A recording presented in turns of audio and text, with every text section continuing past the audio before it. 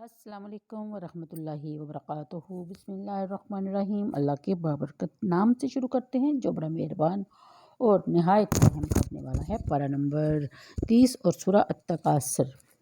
اس کا نام التکاثر ہے۔ یہ لفظ پہلی آیت میں مذکور ہے۔ اس کا 1 رکوع اور 8 آیتیں ہیں۔ اس کے کلمات کی تعداد 28 اور حروف کی تعداد 120 ہے۔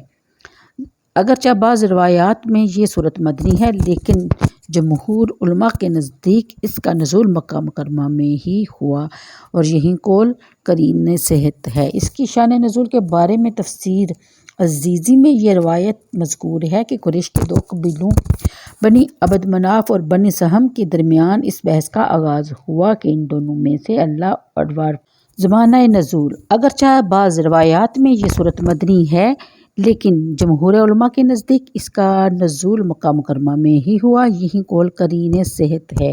اس کی شان نزول کے بارے میں تفسیر عزیزی میں یہ روایت مذکور ہے کہ قریش کے 2 قبیلوں بنی عبد مناف اور بنی سہم کے درمیان اس بحث کا آغاز ہوا کہ ان دونوں میں سے اعلیٰ وارثہ کون ہے۔ چنانچہ اپنے حریف پر اپنی فوقیت اور برتری ثابت کرنے کے لیے ہر قبیلہ نے اپنے اموال، اپنی جائیدادیں، اپنے افراد کی کثرت تعداد کو پیش کیا۔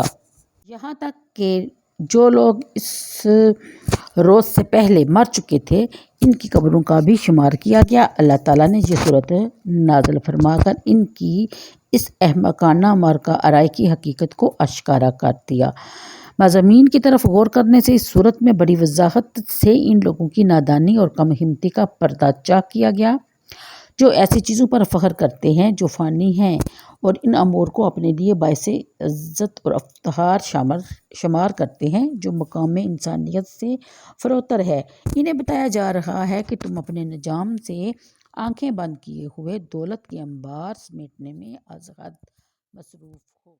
تمہیں اتنی بھی فرصت نہیں کہ اپنے مستقبل کے بارے میں غور و فکر کر سکو، لیکن یاد رکھو جب تمہیں موت کا پیالہ پلایا جائے گا تو اس وقت تمہاری بند آنکھیں کھلیں گی اور مستور حقیقتیں عیاں ہو جائیں گی۔ تمہیں جہنم کی وادی پر کھڑا کر دیا جائے گا، اس وقت تم پچھتاؤ گی، کف افسوس ملو گے، لیکن سب بے سود۔ اگر تم چاہتے ہو کہ مرنے کے بعد تمہیں شرمندگی اور خجالت نہ ہو تو اب بھی آنکھیں کھول لو، ہوش میں آؤ اور فانی لذتوں کے پیچھے بھاگنے کے بجائے اللہ تعالیٰ کی رضا کی جستجو میں اپنی صلاحیتوں کو وقف کر دو۔ یہ مال و دولت، یہ فرزند و زن، یہ عز و جاہ جس نے تمہیں بدمست کر دیا ہے، من میں حقیقی کی یاد کا چراغ بھی تم نے گل کر دیا ہے۔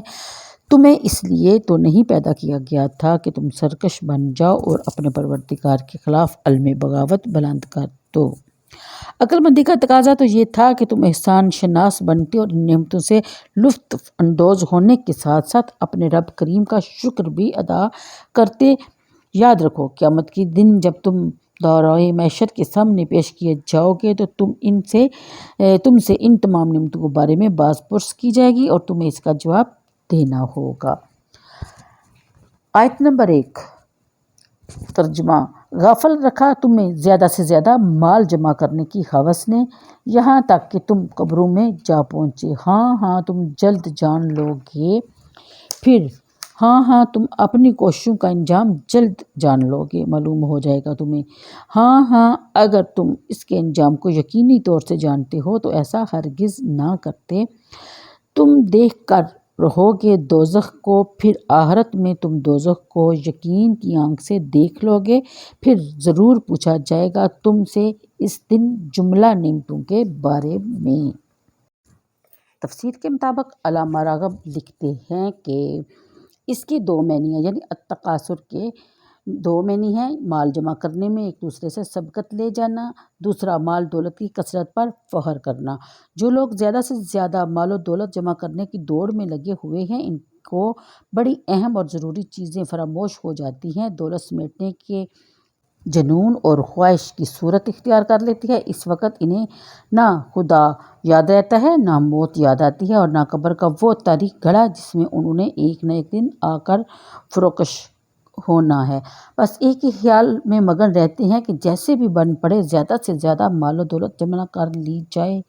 خدا ناراض ہوتا ہے تو ہوتا رہے، قوم سے خیانت ہوتی ہے تو ہوتی رہے، اپنے ملک سے غداری، اپنے فرائض کی ادائیگی میں بددیانتی کے جرائم سرزد ہوتے ہیں تو کوئی پرواہ نہیں۔ حقیقت تو یہ ہے کہ یہ ایسے بدنصیب لوگ خوف خدا اور آخرت کو ہی بھول چکے ہیں، بلکہ وہ پرلے درجے کے خود فراموش بھی ہوتے ہیں، یعنی اپنے آپ کو بھی وہ بھلا چکے ہوتے ہیں۔ ظاہری بات ہے کہ جو انسان اپنے اچھے برے کے بارے میں نہیں سوچتا وہ اپنے آپ کو بھی بھلا چکا ہوتا ہے، یعنی اس انسان کو یہ خبر نہیں ہوتی کہ آخرت میں اس کے ساتھ کیا انجام ہوگا، حالانکہ وہ ہر روز اپنی آنکھوں کے سامنے ہزاروں سینکڑوں لوگوں کو مرتے سب کچھ دنیا میں ہی چھوڑ کے جاتے دیکھ رہا ہوتا ہے، پھر بھی وہ غافل ہوتا ہے، وہ یہ سمجھتا ہے کہ اس کو تو موت آنی ہی نہیں، اور یہ دولت جو ہے جو اس نے اکٹھی کی ہے اس کے کام اگر نہ آئی تو اس کی اولاد کے کام آئے گی۔ وہ نادان یہ بھول چکا ہے کہ جس رب نے انسان کو پیدا کی ہے اس نے اس کی روزی روٹی کا وسیلہ بھی بنایا ہوا ہے۔ دولت جمع کرنے کی ہوس میں لوگ اپنی ذات، اپنی آبرو، اپنی شہرت سب کچھ داؤ پر لگا دیتے ہیں اور اکثر یہ بازی ہار جاتے ہیں۔ نبی کریم صلی اللہ علیہ وسلم کا ارشاد ہے کہ اگر کسی شخص کے پاس سونے سے بھری ہوئی ایک وادی ہو تو اس کی خواہش ہوتی ہے کہ کاش اس کے پاس ایک کے بجائے سونے سے بھری ہوئی 2 وادیاں ہوتی۔ اس کے منہ کو صرف مٹی ہی بھر سکتی ہے، اللہ تعالیٰ جس پر چاہتا ہے چشم کرم فرماتا ہے۔ دوسری حدیث میں نبی رحمت صلی اللہ علیہ وسلم نے قناعت و سیر چشمی کی یوں تلقین فرمائی کہ مسلم کی حدیث میں ہے کہ مطرف کے والد کہتے ہیں کہ میں حضور صلی اللہ علیہ وسلم کی خدمت میں حاضر ہوا۔ حضور صلی اللہ علیہ وسلم اس وقت الہاکم التکاثر پڑھ رہے تھے۔ فرمایا کہ انسان میرا مال کہتا ہے، اے فرزند آدم کیا تمہارا مال کچھ ہے سوائے اس کے جو تم نے کھایا اور فنا کر دیا، پہنا اور بوسیدہ کر دیا، صدقہ کیا، اس مال کو اپنے لیے آگے بھیجا تاکہ قیامت کے دن کام آئے، اس کے سوا جو کچھ ہے تم ایسے لوگوں کے لیے چھوڑ کر چلا جائے گا جو تمہارے کچھ کام نہیں آئے گا، یعنی دوسرا معنی لیا جائے تو آیت کا مطلب یہ ہوگا کہ یعنی اے لوگو تم مال و دولت کی بنا پر فخر کرتے ہو، اس چیز نے تمہیں اللہ تعالیٰ کی اطاعت سے غافل کر دیا ہے اور اس چیز سے بے پرواہ کر دیا ہے کہ جو تمہیں اس کی ناراضگی سے بچا سکتی ہے۔ تم اسی تفاخر میں ہو، اتنے مصروف رہتے ہو کہ تمہیں اپنے خالق کی عبادت کی بھی فرصت نہیں ملتی اور نہ تمہارے پاس ایسے کام کرنے کے لیے وقت ہے جن کے باعث اس کے غضب سے اپنے آپ کو بچا سکو۔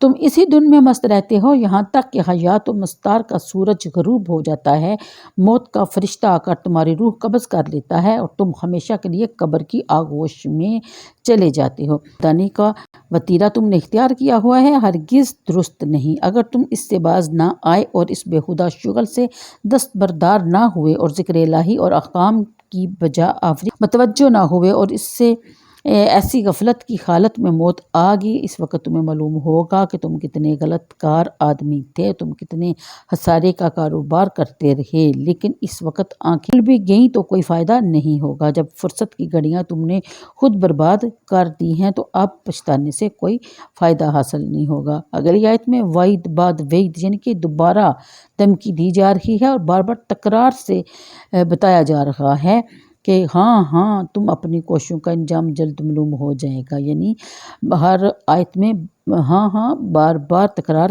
کیا گیا، لیکن حضرت ابن عباس رضی اللہ تعالیٰ عنہ سے مروی ہے کہ پہلی وعید سے مراد عذاب قبر ہے اور دوسری وعید سے مراد عذاب آخرت، دونوں حالتوں کو الگ الگ بیان کیا گیا، تکرار نہیں۔ یہ بھی رجز و تنبیہ کے لیے ہے، یعنی اگر تم کو اس بات کا یقین علم ہوتا تو تم فانی لذتوں، ناپائیدار عزتوں اور دولت اور ثروت کے لیے اپنے اوقات کا قیمتی خزانہ اس بے دردی سے نہ لٹاتے، یعنی جب تمہیں وقت تھا تمہارے پاس تو تم نے اس کو ضائع کر دیا بغیر کچھ سوچے سمجھے۔ تمہارا ہر سانس، ہر لمحہ اللہ تعالیٰ کی رضا جوئی، ابدی نعمتوں اور لافانی راحتوں کے حصول کے لیے وقف رہتا۔ آیت کا مفہوم واضح کرنے کے لیے یہاں چھوٹا سا واقعہ پیش کیا گیا ہے جو اگر یہاں بیان کیا تو ویڈیو کافی لمبی ہوگی۔ مختصر یہ کہ ان آیات میں تمام انسانوں کو اس بات کی طرف متوجہ کیا گیا کہ اللہ تعالیٰ ان پر جو انعام فرمائے وہ اس کا شکر ادا کرنے کی کوشش کریں اور اس بات کو کبھی فراموش نہ کریں کہ ان کے بارے میں ان سے باز پرس ہوگی۔ اللہ تعالیٰ ہمیں اپنی ہر قسم کی نعمتوں سے بہرور فرمائے اور ہمیں ان کا حق ادا کرنے کی بھی پوری توفیق مرحمت فرمائے تاکہ جب قیامت کے روز باز پرس ہو تو ہم ندامت سے بچ سکیں۔ اس کے ساتھ ہی مجھے دیجیے اجازت، دعاؤں میں یاد رکھیے گا، ویڈیو کو لائک اور شیئر کیا کیجیے، نیکی کے کام میں بڑھ چڑھ کر حصہ لیجیے، یہ اب وقت ہے اس کے بارے میں بھی باز پرس ہوگی۔ اللہ حافظ۔